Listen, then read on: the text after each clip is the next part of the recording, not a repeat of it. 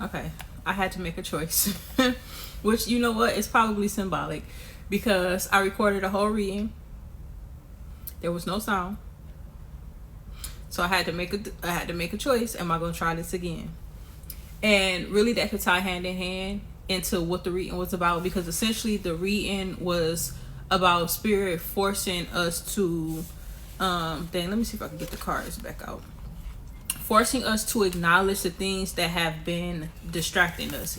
And I was saying that because you got this daydream card in reverse, and I feel like it's this energy, like whatever it is, you must have been distracted by it for a long time, because I just feel this energy of like spirit just like, look at it, like focus on this, like sit with it. You see what I'm saying? I also feel like there was a lot of whatever it is ties into emotional baggage, but I feel like it all really kind of goes hand in hand, because whatever it was causing anxiety.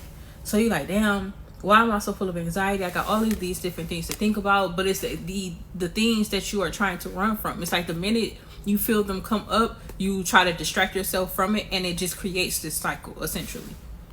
So especially with you had unexpected blessings at the bottom of the deck, but it was in reverse. So I feel like this was a time where you felt like you would be reaping some rewards, or you expected something to kind of turn out differently than what it currently is looking like. And it's because of the things that you refuse to sit with, or the things that you refuse to acknowledge. So because you won't acknowledge them yourself, spirit has to kind of put you in the hangman energy and kind of force you to focus on these things and not be distracted. And that's why that's why I like the last reading, because there were so many distractions in the last reading. And I felt like it was symbolic, but I also feel like because of it, I couldn't get my point across. So at least in this reading, I can be more clear.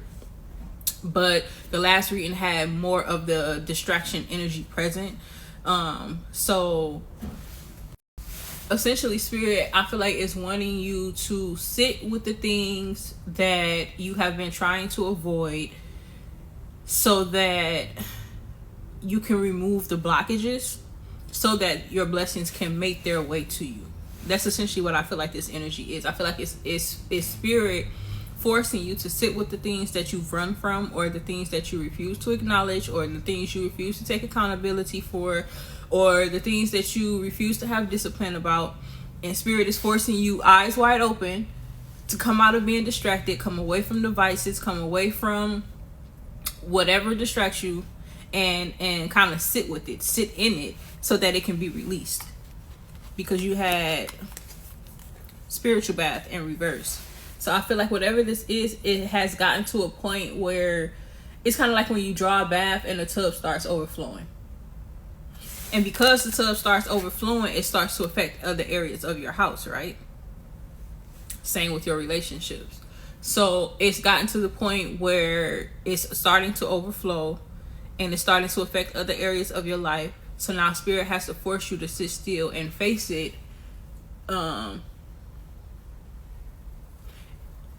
In order to acknowledge, or become aware, so that you can make different decisions or move differently moving forward.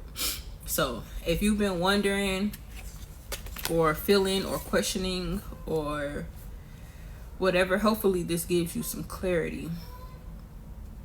But essentially, the exact things that you're trying to avoid right now is probably exactly what you need to be facing in order to get yourself out of this cycle or this situation.